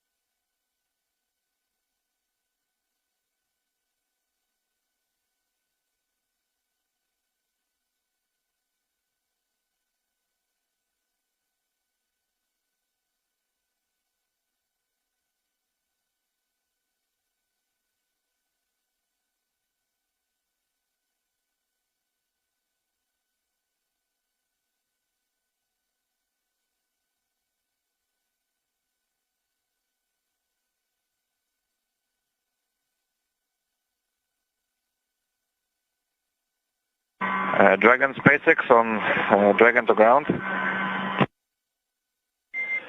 Kirill, I've got you 5 by 5 on Dragon aground, and I am ready to copy the inventory report. Yes, all right. That's what I'm calling for. So we had water from station 11 and 12 from 202. We had 5 bottles. Them for 203, 5 bottles. For back 204, 4 bottles. Okay, I copy bag 202 and 203 were 5 bottles each, and 204 was 4 bottles. Affirm. Now let's go through food consumption. We went through all our supplies for the day 1. So bags 301, 302, 303, 304 are empty. I copy. 301 through 304 are all empty. Affirm.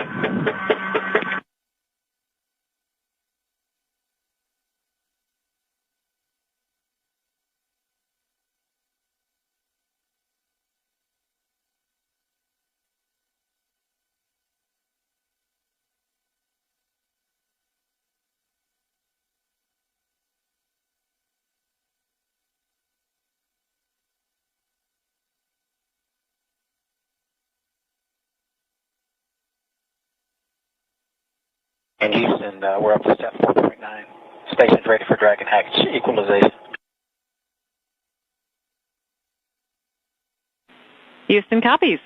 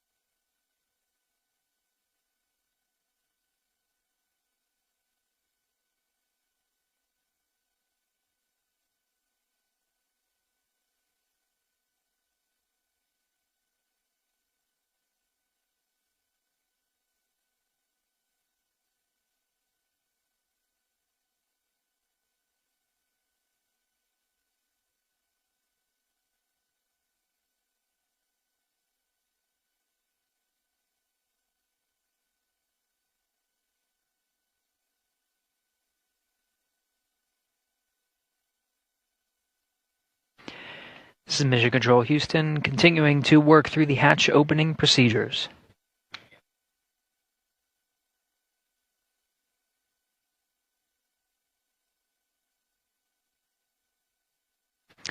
Outside of some of the channels that we patched through, that's part of the Big Loop communications. You could hear Sonny Williams and Don Pettit use a microphone to set up for the welcome ceremony that will be occurring shortly after Dragon hatch is opened. Once again, the APAS hatch is opened. You can see the crew in the back has been configuring the hatch. Once it's opened, they scan the area for any FOD or foreign object debris, and they photograph some of the area. That was some of the flashes you were seeing. Those images are downlinked to teams here on the ground, engineers that analyze and make sure that everything's safe. As precautionary measures, they detach the docking target. That's an extended pole that sticks out from the center of the APAS hatch on the other side. That was used as literally the target that we saw as Dragon was approaching the forward hatch. So that was removed. The hatch itself is covered with some fabric. All of these safety measures to protect the crew as they ingress into the International Space Station and, again, are greeted by the Expedition 72 crew. Now, on the other side of the hatch, the Dragon crew has their own set of procedures, while the station crew is focused on ensuring that hatch opening procedures are underway. They go through those step-by-step written procedures that have been directed and sent up to them from the ground to make sure they're doing everything safely. The same thing is happening on the Dragon side. The teams in Hawthorne, SpaceX teams, are walking the Dragon crew through their closeout procedures. They have to dry their suits. They have to change into their garments that they'll wear for the welcome ceremony, similar to, polos and attire that you see here. We'll see the Dragon crew wearing, ideally, something similar, and they'll. Dragon on the big loop.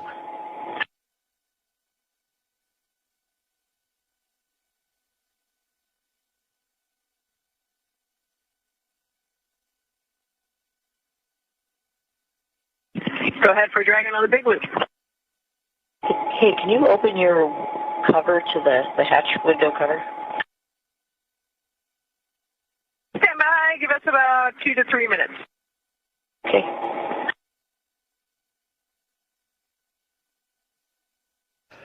The excitement in the International Space Station is real. Sonny Williams. Over the big loop again, the big loop configures the audio channels such that the crew inside the station can communicate directly with the crew inside Dragon. At the same time, those audio loops are patched through to control centers here in Houston, as well as the SpaceX Mission Control in Hawthorne, California. Everybody can talk on this loop. Sonny Williams, of course, eager to greet Crew 10 and welcome them aboard. As we mentioned, Dragon, the SpaceX teams are walking the Dragon crew through their closeout procedures. Again, there's that little window that they can see through. Expedition 72 very eager to see 4 new crewmates and welcome them to the Expedition 72. When they enter and start their formal welcome ceremony, we will see all Expedition 72 astronauts and cosmonauts in this view that you're seeing right now. There will be 11 crew members aboard the International Space Station at the same time.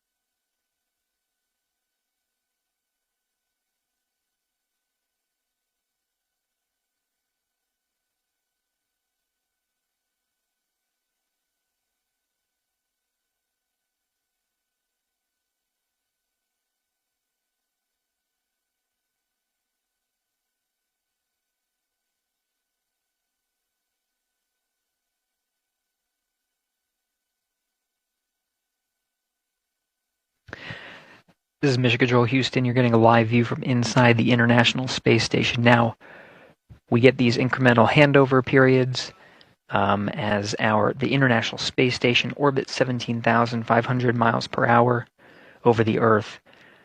They're communicating with several geosynchronous satellites that are positioned also around the Earth and have to point the antenna in a certain way. So these handovers are anticipated as we hand over from satellite to satellite.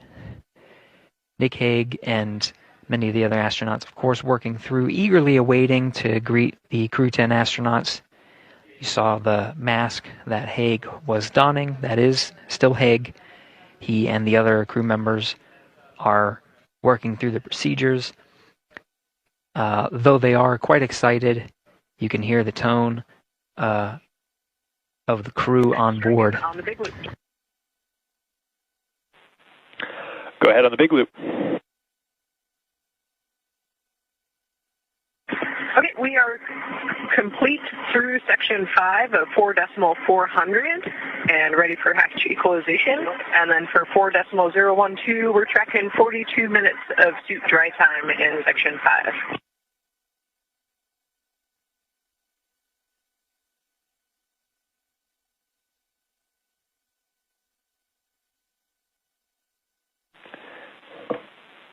And copy Dragon, standby 1.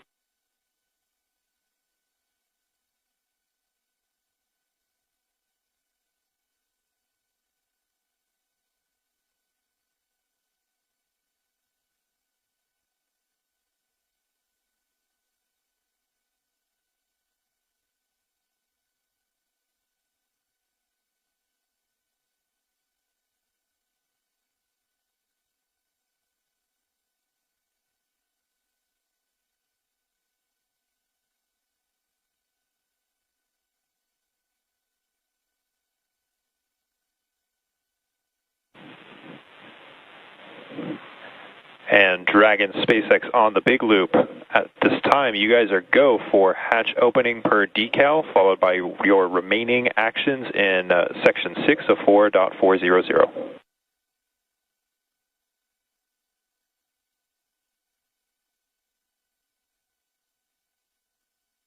Dragon copy. Go for Dragon forward hatch and then remaining steps in section 6. Good readback.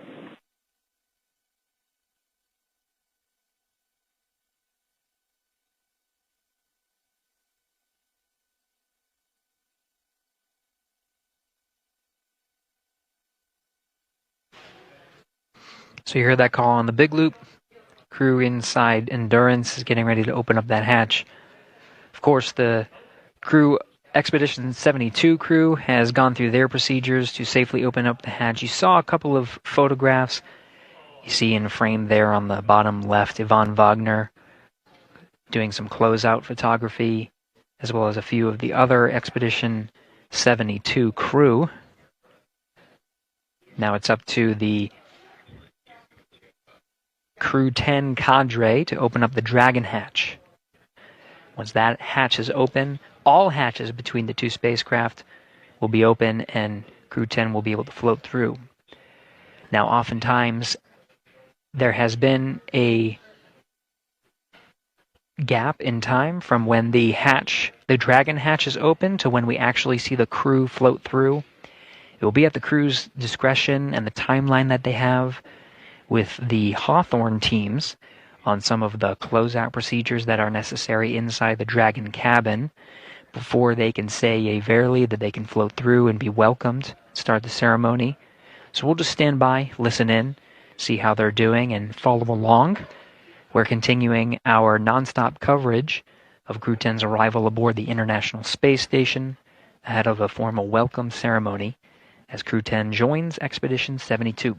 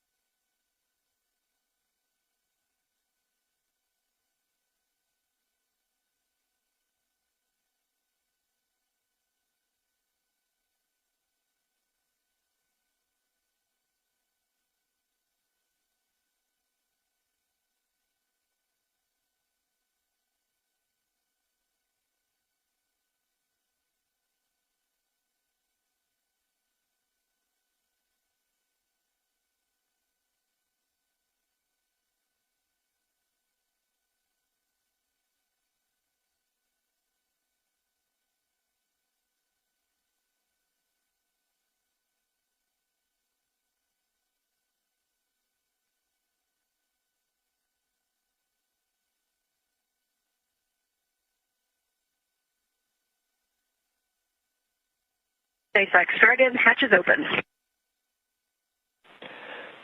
SpaceX copies, hatch open at 0535 UTC.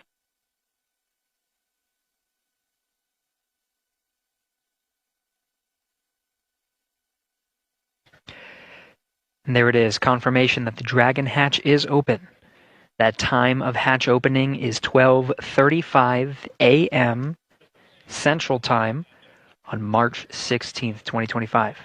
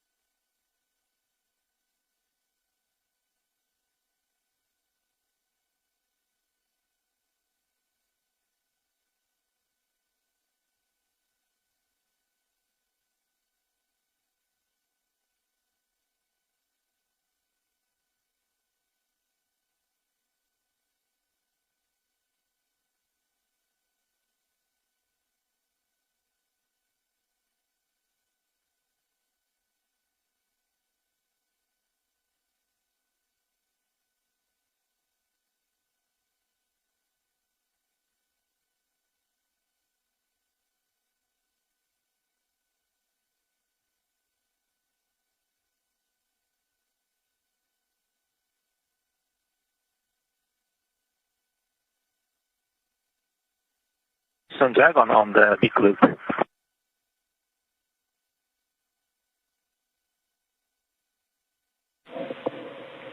Go ahead, talk. We are in step 6.1 of the procedure 2.102 Crew Dragon ISS and IMV duct installation complete, and you guys go for IMV fan activation. Houston copies.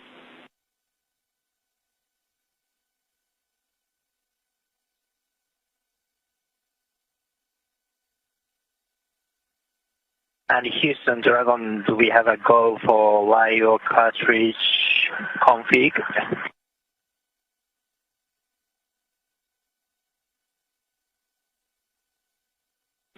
Checking.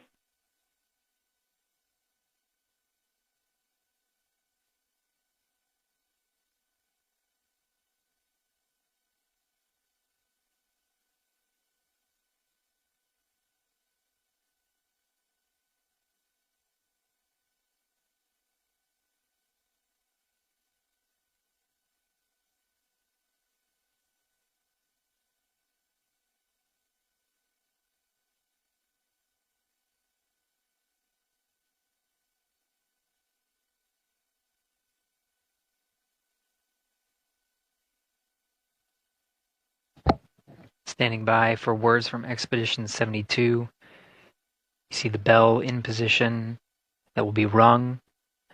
Audio will be streamed down of the bell welcoming the crew. More Expedition 72 members coming through. Dragon Houston, you are go in step 6.3.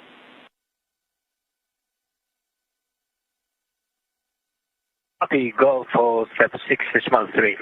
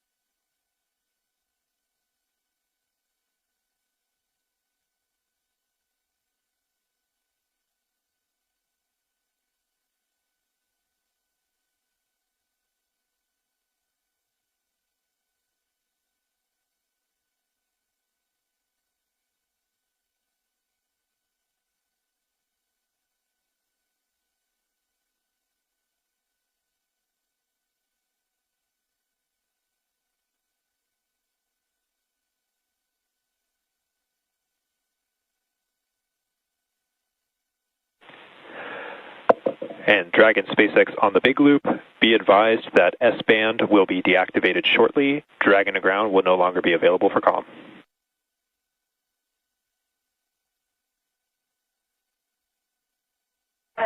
Dragon copy.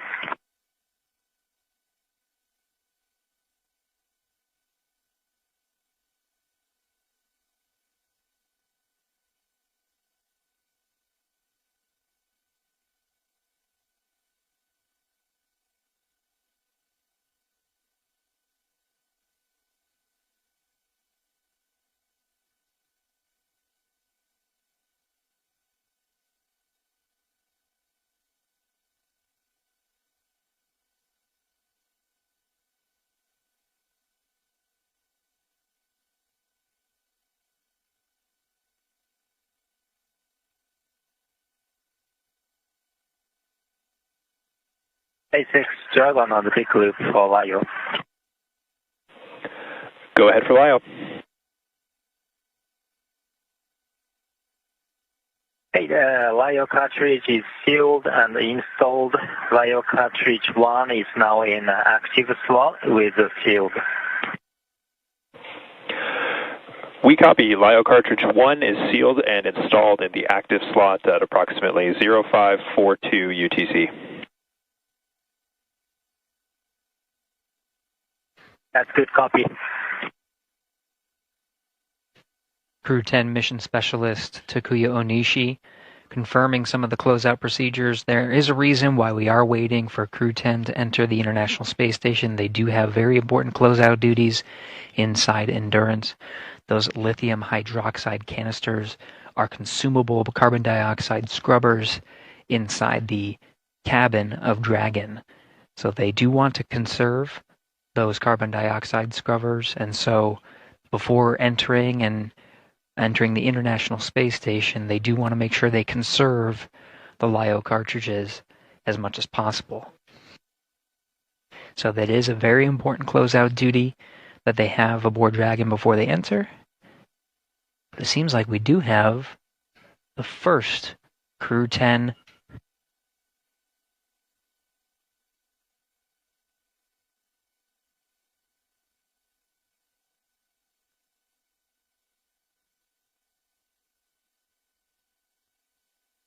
Onishi, the first Crew 10 astronaut through the hatch, followed by Peskov,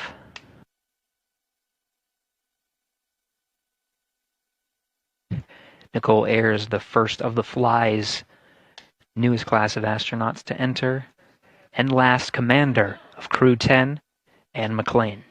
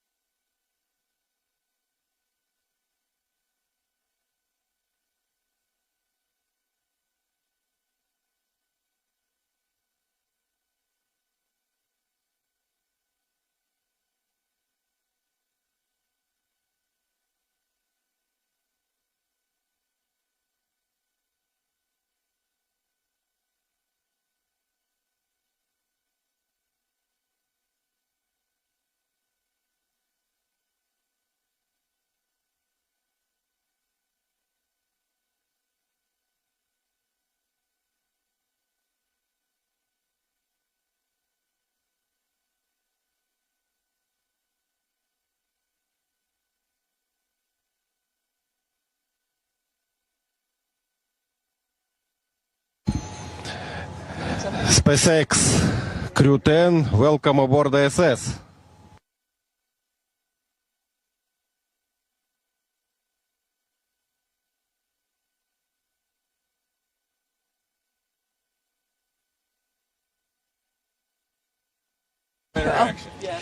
Well, hey, everybody down there on Earth. You're not hot on the mic. I know. Is the receiver? Oh, yeah, we're on. Okay, got it. Okay. All right, my touch there for a sec. Hey, Crew 10 has had a great journey up here, about 28 hours to get back up to the space station, and I cannot tell you the immense joy of our crew when we looked out the window and we saw the space station for the first time.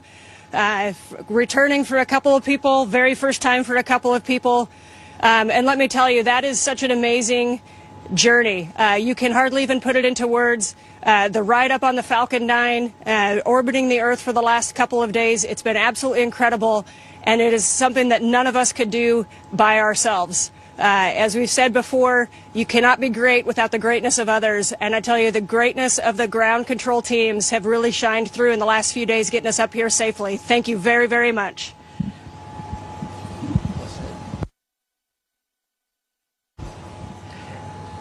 Hey, from the bottom of my heart, thanks to our families, friends, and our colleagues from all the partners, SpaceX, NASA, CSA, ESA, Roscosmos, and JAXA for preparing us and making it possible for us to get here.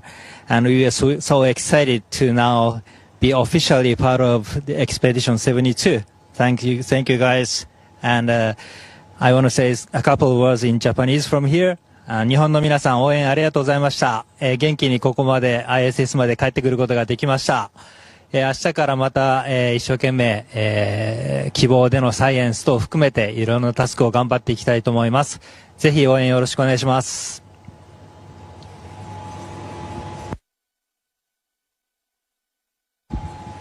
Okay, thank you. Thanks a lot. Thanks a lot one more time to SpaceX and NASA for this wonderful ride. That was really fun. And thanks to all the world's aerospace industry, which works to make the dreams to come true and to take us further and further. That's really wonderful. Thanks to everyone working there. И спасибо, конечно же, отдельно это Роскосмосу и Центру подготовки космонавтов за знания и опыт, которые привели меня сюда. Будем работать славно, работать дружно во имя, во благо всего человечества. Передаю микрофон.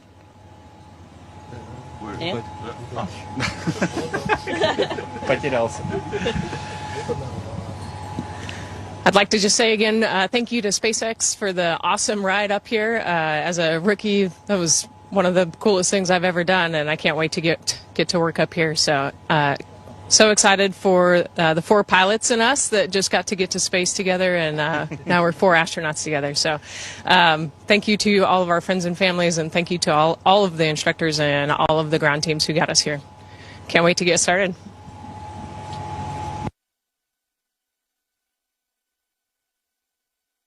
And Houston, thank you for tuning in this early morning. It was a wonderful day. Great to see our friends arrive. So thank you so much.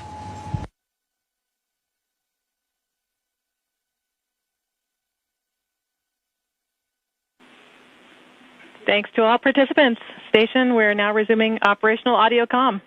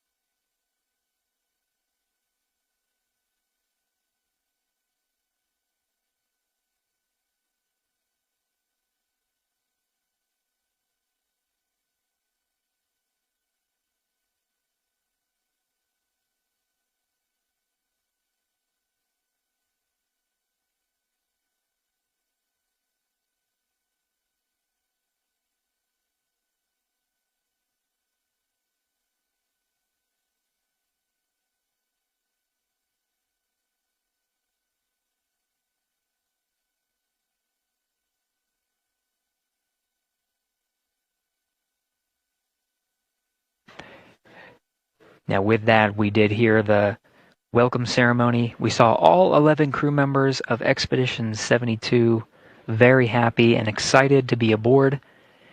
It'll be they'll now go into right now is what they're scheduled to do is just have some time to chat with each other before a formal safety briefing, just getting to know just a refresher really of the safety procedures aboard the International Space Station before they transition into some work, including transferring some cargo before heading right to sleep for the Crew 10 crew. There's going to be some shifting involved and a handover period before Crew 9 undocks, and we'll expect more information on that timeline very soon. But for now, we do have all 4 crew members of Crew 10 on board the International Space Station. That includes Commander Anne McClain, pilot Nicole Ayers, both from NASA, and mission specialist Takuya Onishi from JAXA, and Kirill Peskov from Roscosmos. All 4 crew members join Expedition 72, now 11 crew members on board. After the welcome ceremony and the work done by the teams here in Mission Control Houston, the live view from what you're seeing, will now wrap up our coverage of the approach and docking of Crew 10 to the International Space Station.